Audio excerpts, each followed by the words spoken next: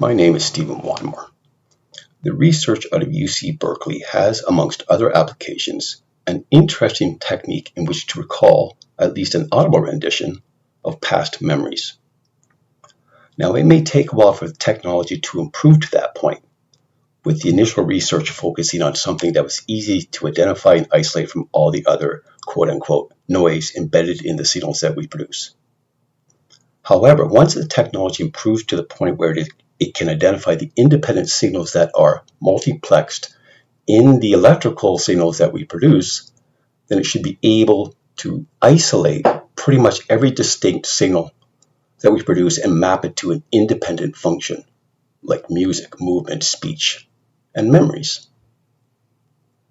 A person may not be able to recall the detailed specifics of events in their past, but everyone has memories that are tied to specific events, people, places, or communications with others. As an example, a funny joke that you remember from your childhood and it has stuck with you since then. Accessing your memory using that joke as a key and then letting the subconscious mind play back that sequence of events is, with a little practice and direction, a fairly straightforward process.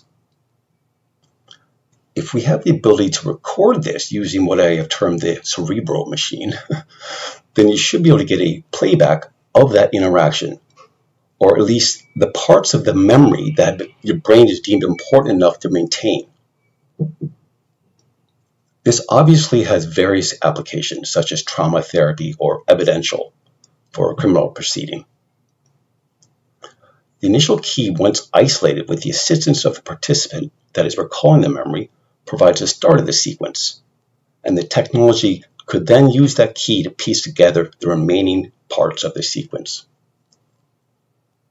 Another important facet to this is that memories include physiological reactions.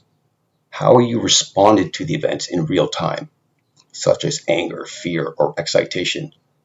And upon recalling those memories, you possibly get a similar response. I can think of at least a couple of very interesting applications for that as well. Talk about a real-life version of total recall. My name is Whatty. Can you hear me?